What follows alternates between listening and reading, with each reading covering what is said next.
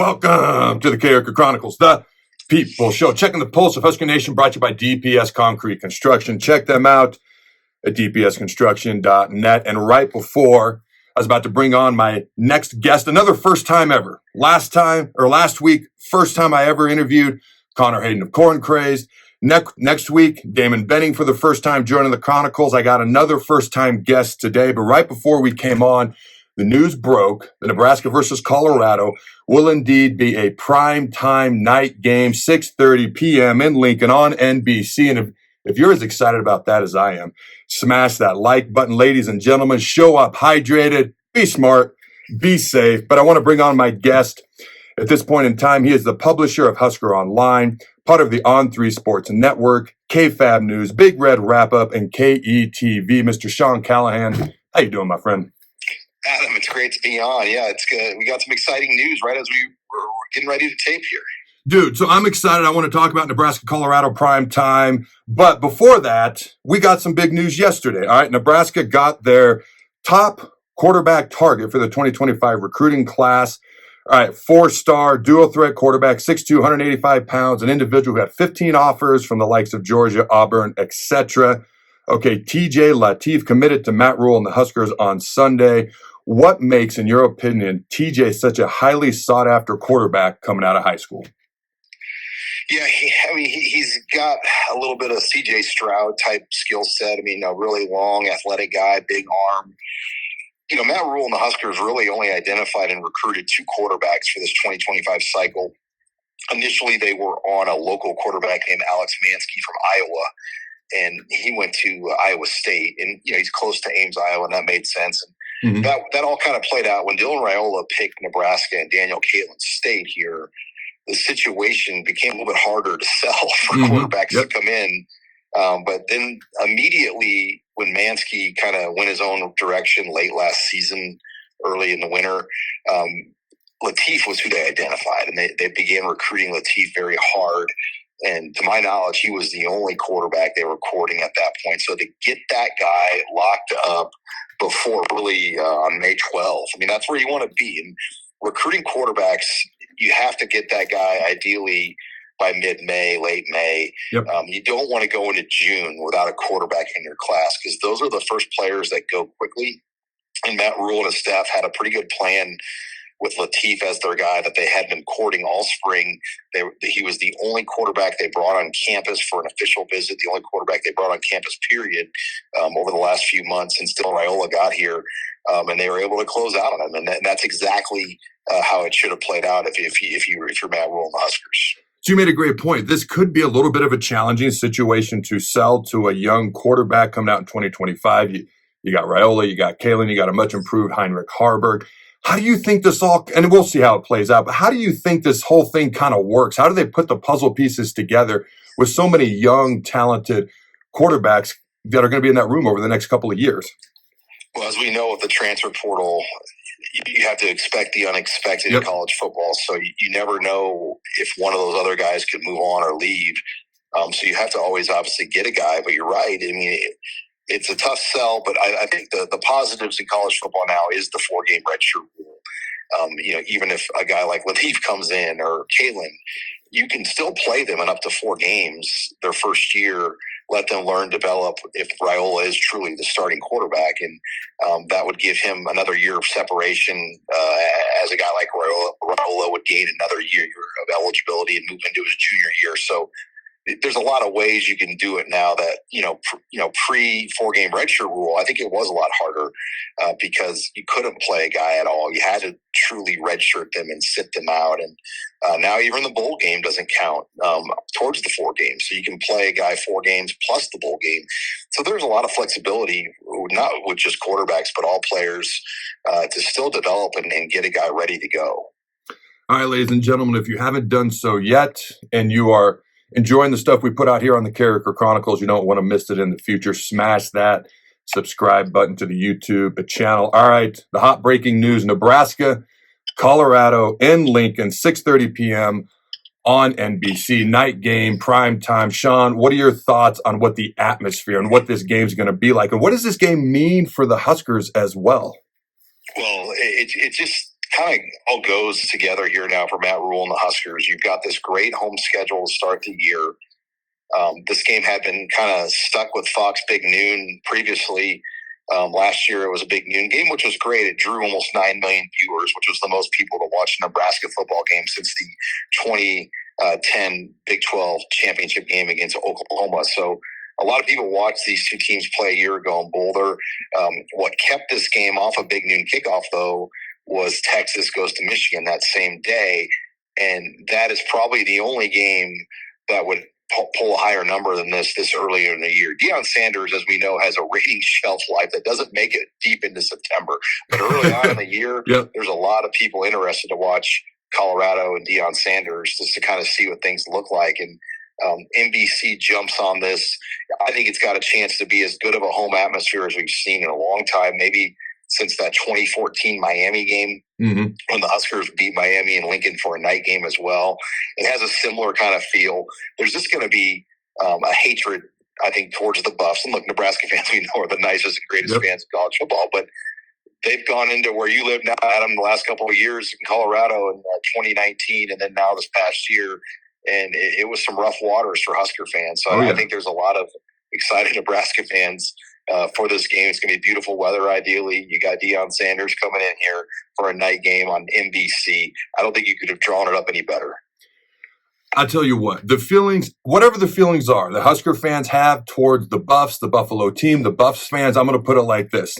They're well-earned and they're well-deserved, and I'll let the rest be up to folks' imagination. All right, expectations for Nebraska in 2025. Now, as most people know, Nebraska's unfortunately not been to a bowl game since 2016. Really wanted to get there last year. Didn't quite happen. It's interesting, though. I don't hear folks talking about the bottom of the barrel or even a goal for this year for Nebraska being 6-6 and getting to a bowl game. I asked Connor of Corn and Craze last week. He said the bottom of the barrel 7-5. He's thinking 8-4, 9-3 potentially. I personally predicted 8-4. I'll update that as the season gets a little bit closer. That was my way to going to have some fun prediction earlier this spring. Now I'm starting to see some folks put Nebraska in their post-spring top 25 rankings. What are your thoughts on expectations going into 2025 for Nebraska? Are they too high? Are they appropriate? What's realistic? Like, what's your take on expectations for the Huskers this fall? Yeah, I mean, the over-under early is 7.5 wins, which is as high as it's been since 2019. And that's the last time Nebraska was ranked in Scott Frost's second season when they came off the really strong finish in 2018, and they were picked to win the West that year. So you've got to go back a few years, the last time there's been this type of real true preseason hype. I think there's always preseason hype in Nebraska. But, sometimes preseason hype is to win 6 or 7 games as of late. And I think you look at this team, it's the schedules where the conversation has to start. Colorado now at night, that's a decisive advantage for Nebraska to have this game in Lincoln at night. It's going to be as loud as we can imagine it can be for that atmosphere. You open with UTEP.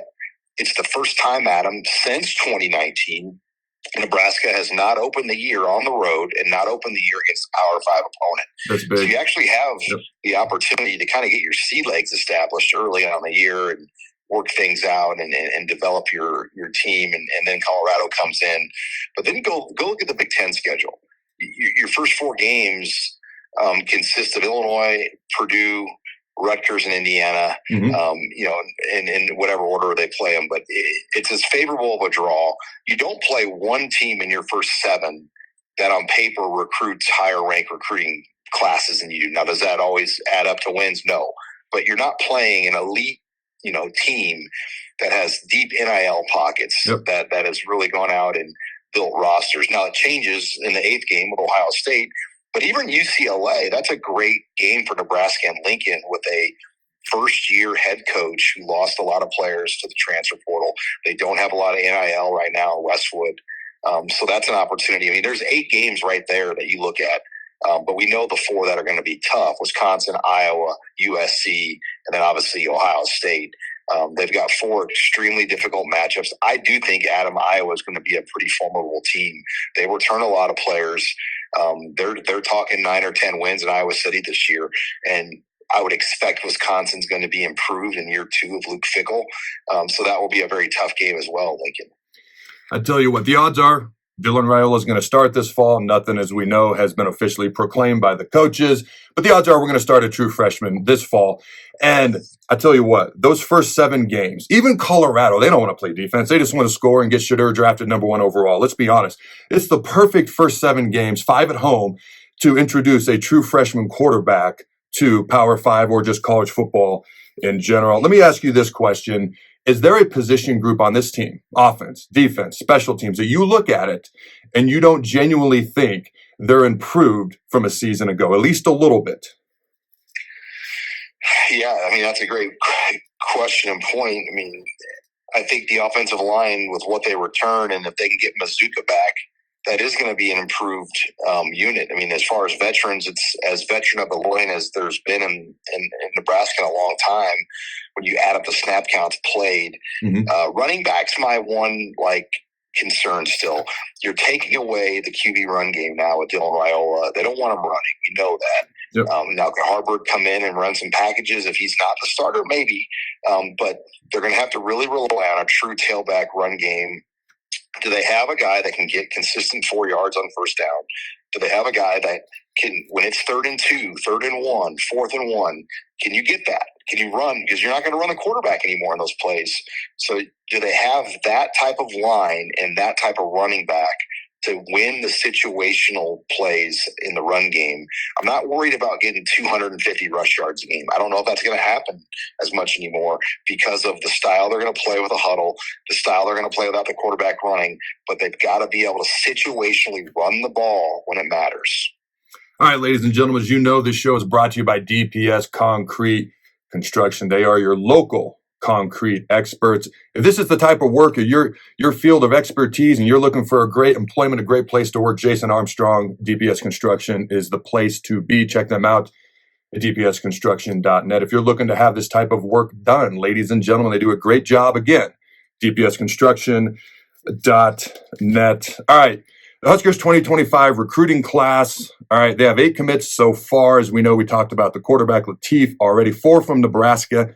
Okay, but 7 of these 8 commits already outside of the quarterback are from Nebraska, Colorado, Kansas, Utah, basically close kind of neighboring Midwest type states. What are your thoughts on this class so far and this staff's emphasis on recruiting players from Nebraska and nearby the Nebraska area? Well, the formula adds up and it makes sense because official visits really have just begun. So who are the players that have been able to get to Lincoln more before official visits? The local guys. Yep.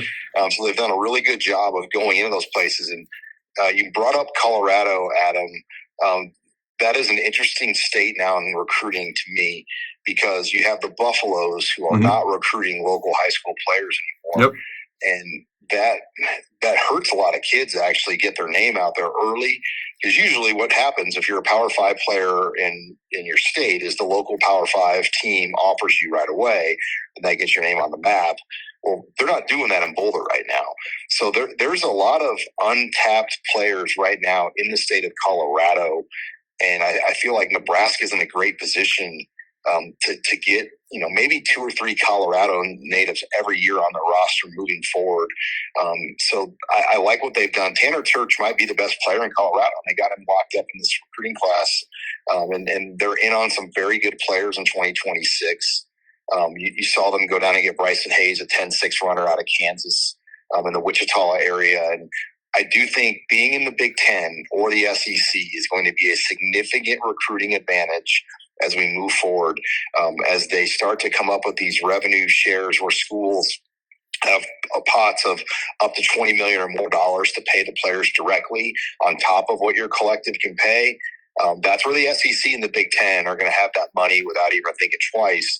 And I think they're going to continue to be able to pull away. And that will help Nebraska take kids from Kansas and Kansas State and in states like Colorado, because those teams aren't going to have access to the same resources that a Big Ten or an SEC team have in this new game of college football as we move forward.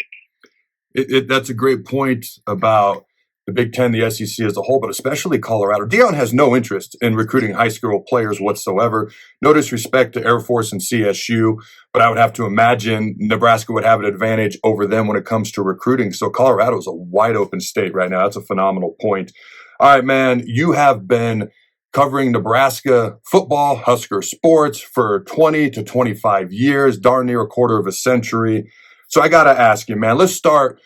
What's your journey been like? Because I always hear you talking Husker sports. And I'm like, man, I want to hear about Sean, the guy, and how he got into this and how his journey kind of started, morphed, and developed into what you're doing now. So if you don't mind sharing a little bit about your story over the past 20 to 25 years of covering Husker sports.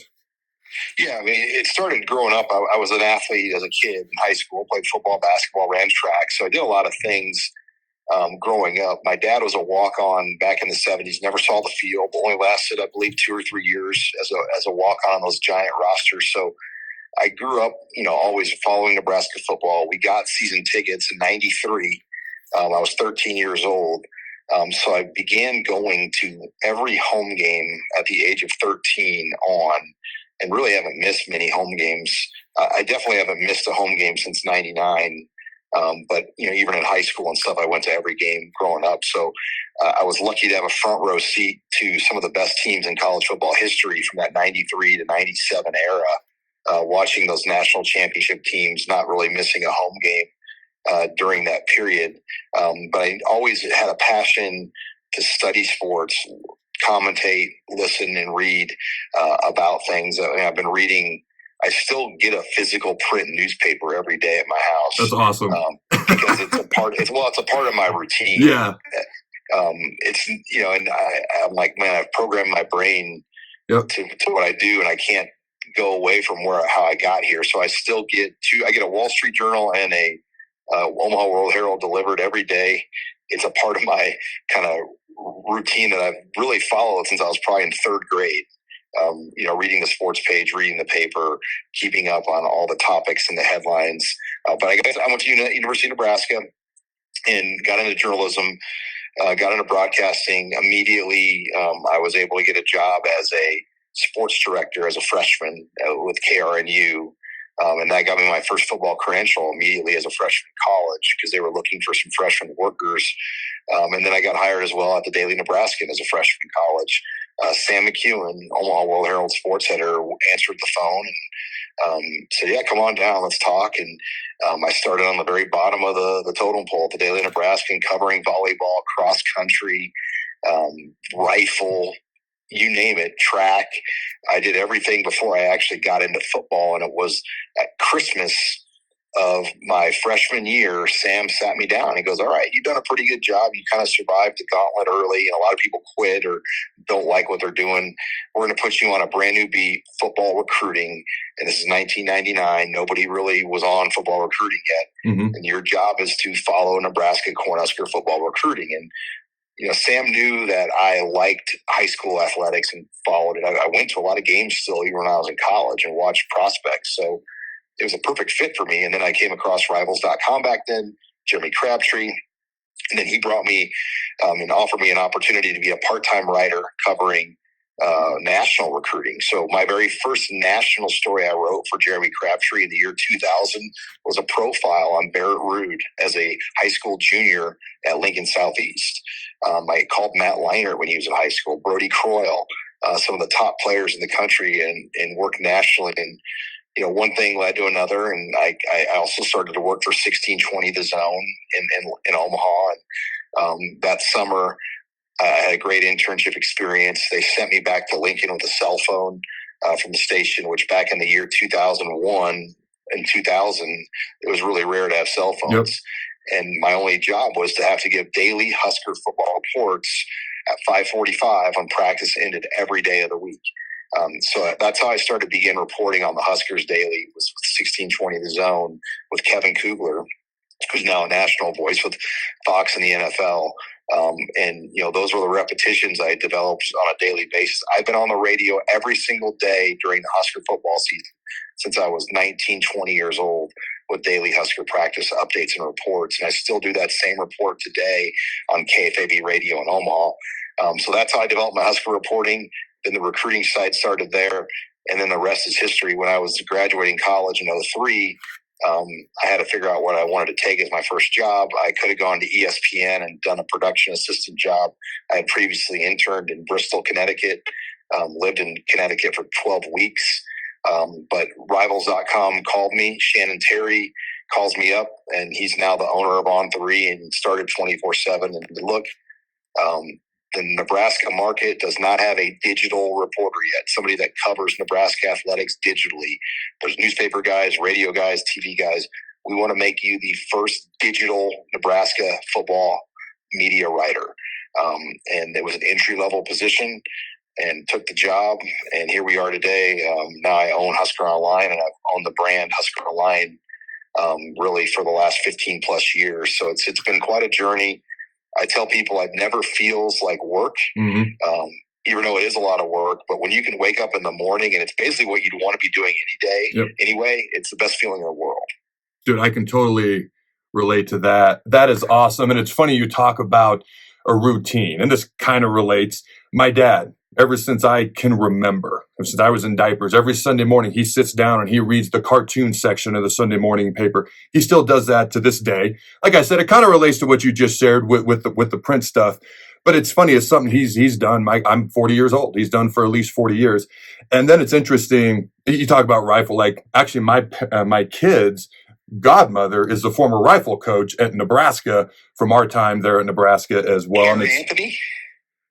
No, but she lives in Colorado now, so we still keep in contact. She hasn't coached there for quite a while. She kind of moved on, but it was interesting.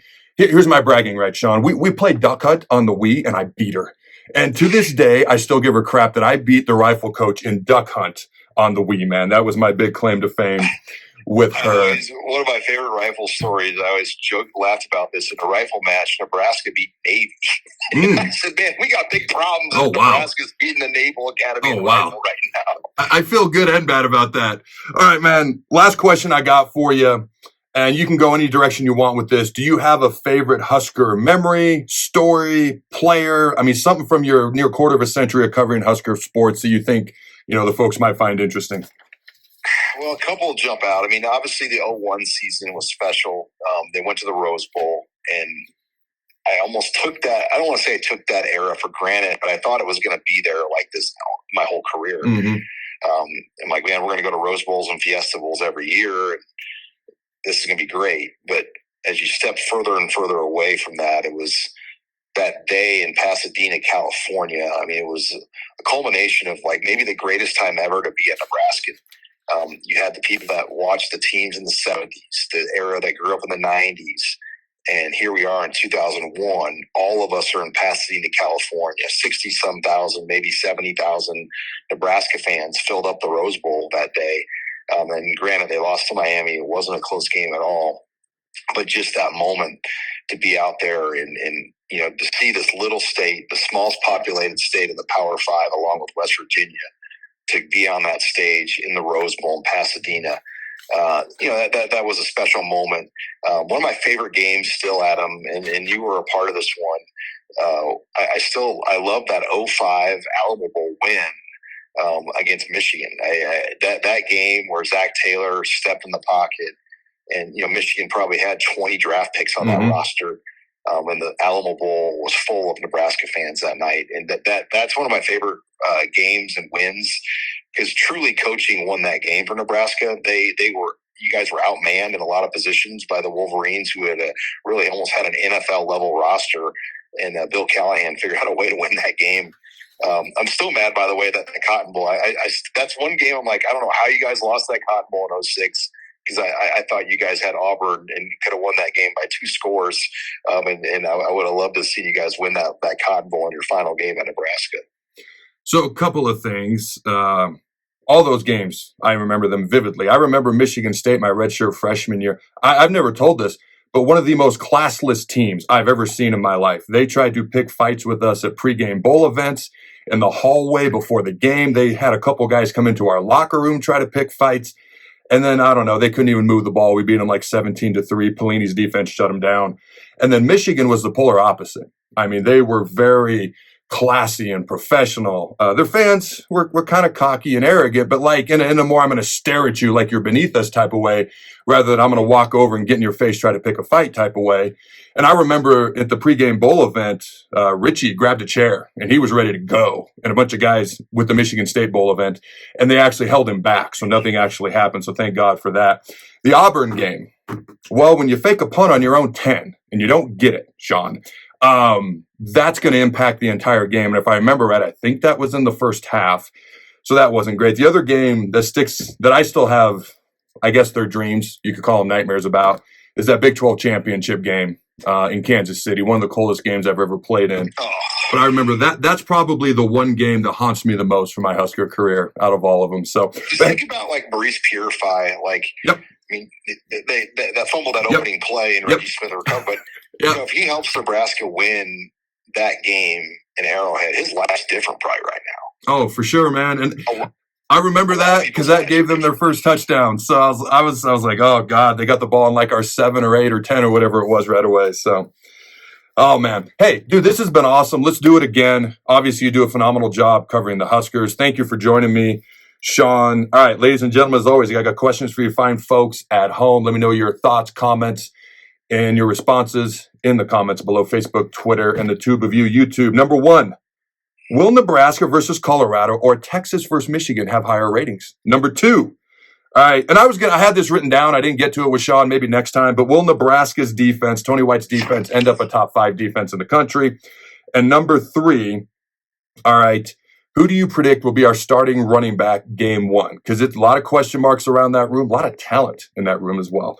All right, ladies and gentlemen, I should mention this. We got a ton of exciting things. We're going to add 15 plus new content providers by August 1st to CarrikerChronicles.com. So that site is ever growing and evolving as well. And until next time, Husker Nation, go big, red, and always remember to throw the bug.